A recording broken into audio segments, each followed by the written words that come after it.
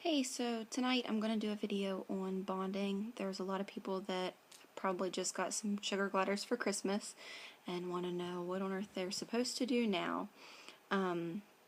So the first few nights that you have your sugar glider or sugar gliders home, you don't really want to mess a whole lot with them. There's a lot of scents and sounds that they've got to get used to, and they're probably really scared being in a new home.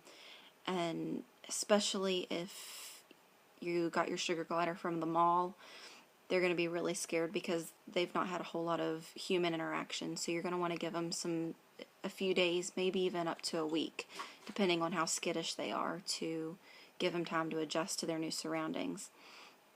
I would suggest not using a typical pouch with a new sugar glider. This right here is what I would call a typical pouch. It's kind of skinny. I call these the long and skinny ones. I can't really get both hands down in there. This is more for the gliders that are already bonded to me. I can reach down and just kind of pick them up. With gliders that aren't completely bonded to me, I like to be able to reach in and grab them with both hands and cup them nicely in my hands so they can't run off or, being marsupials, they like that tight, pouchy feel. That's why I like using the two hands. So I don't use these with my unbonded gliders. And I've got two girls right now that I've had for about a month. They're still in a separate cage from my original colony. So I've been working on bonding with the girls and trying to figure out how I'm going to be doing intros soon. What I do suggest for new sugar gliders that are not bonded yet, I like cubes. This one was made for me. It's got a little flap here that they can kind of cover up with, but it's got a nice big opening. I can fit both hands in there and reach in real nice and easily and pick up a glider with both hands. Another thing I like, this is one that I made. It's kind of wide all around, has a nice wide opening. My girls are actually in one a lot like this right now. I can look down on the top of the cage and see them laying there. Probably need to get a blanket in there for them, which would be a piece of fleece about this size. Smaller or bigger, whatever you prefer. I like about this size. That way, if they are in a pouch like this, a lot of times they crawl underneath the blankie. So with my unbonded glider, I can reach down in there, let them smell my hands while they're sleeping. If they crab, give them a chance to recognize your scent and stop crabbing. And then slowly I reach around them, including the blankie, and pull the blankie and the glider out. And a lot of times they like to wiggle around, so I kind of wrap them up in it a little bit and just hold them there so they feel nice and safe. I've done this with both of my girls, Lily and Daisy, and actually all my gliders that I've had to bond with. That's one of the techniques that I use.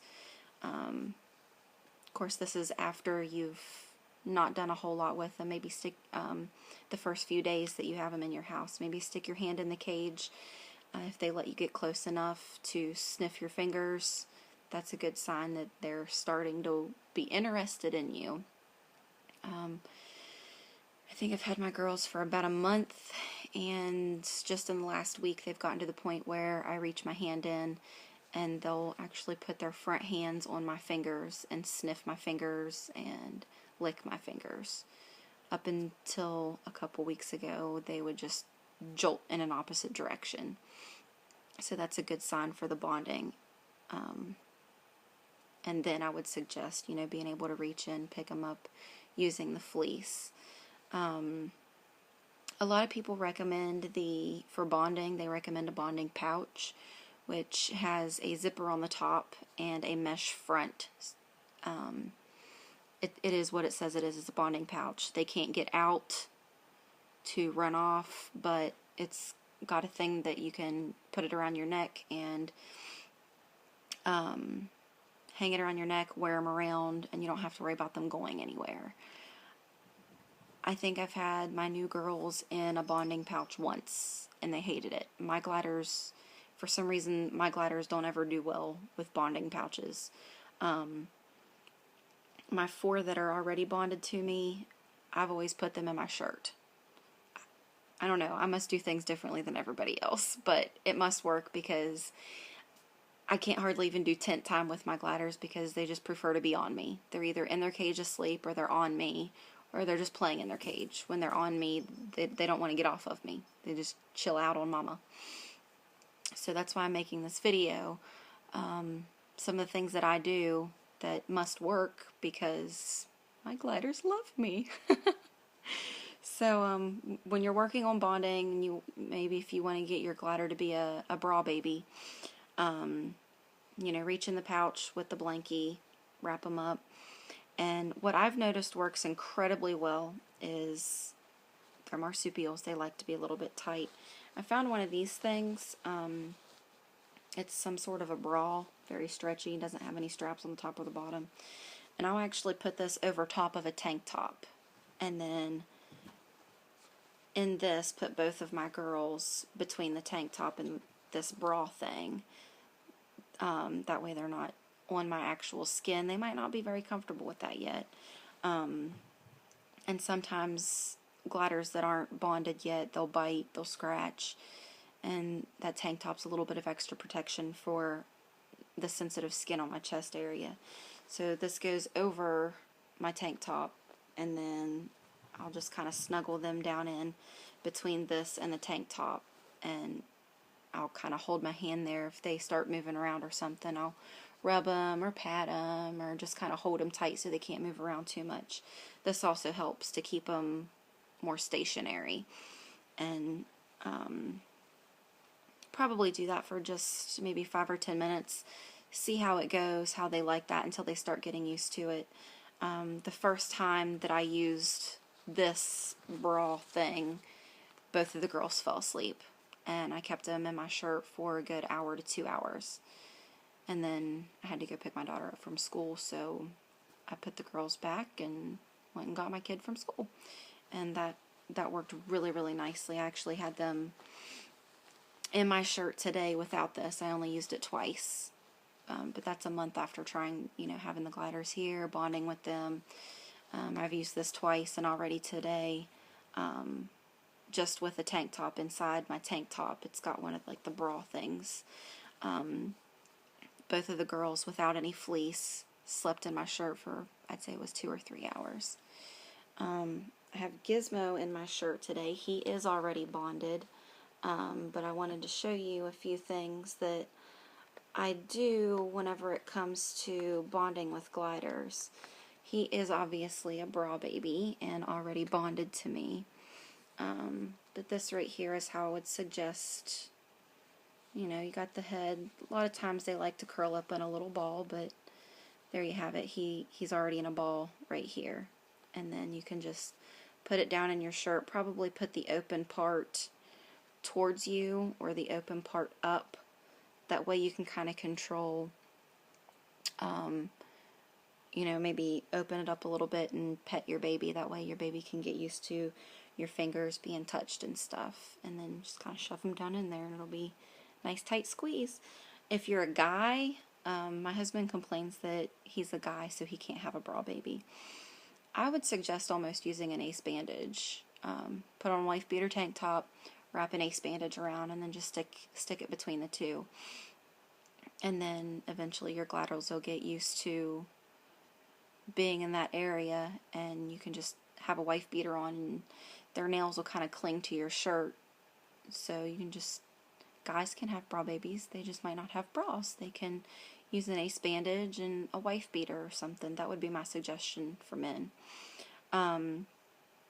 Another thing that I do with my gliders is bathroom time. If you have a tent, that's a really great idea. Set up a tent in the middle of your living room floor. I had a tent set up in my living room floor for probably 2 months straight, and I didn't take it down. And every night for a couple hours, I would take my gliders in there with me, my cell phone and the laptop, and just kind of chill with the gliders. Take their pouch in there, take some treats in there, set the pouch down on my lap and watch some TV on my laptop, and then they could, look around as they wanted to, and that's a good way to gain trust with your gliders. they can venture away from you, but then they know that they can't get too far, they can't get hurt because you're zipped up inside of a tent, and they can come back to you as they please. If you can believe it, when I first got Gizmo, this is Gizmo, he was a biter and a crabber, and he didn't want to have anything to do with me or my husband. And now he's just happy as can be sitting right here. It's about 2 o'clock in the morning, and he could be jumping around on the wheel right now, but he's happy to be right here with his mama. And this is how I bond with my gliders. If I'm watching TV, I'll hold him right here. Daisy, one of my new girls, she loves me to just kind of ball her up and hold her right here. She and her sister are still really small, so I can fit both of them in my hands, just like this, and they're fine to go to sleep right there. If they start to bite you when they're in your hands like this, just a little usually fixes that. You don't need to stick your thumb down their throat. I'd want to bite you too if you stuck your thumb down my throat. Bad idea, because it's just a vicious cycle of, oh, I bite you, you stick your thumb down my throat, now I want to bite you again. I don't want a thumb down my throat. I'd bite you too. So just a little, or you can kind of do that sometimes too, kind of blow at them a little bit. It gets their attention, and I've not really had much of a problem with that. Now, if your glider's feeling very uncomfortable, very antsy, that's a good sign to just kind of leave them alone. Sometimes Lily, she's my really skittish one. It's taken her a long time to get used to her new home. She's a big time crabber too.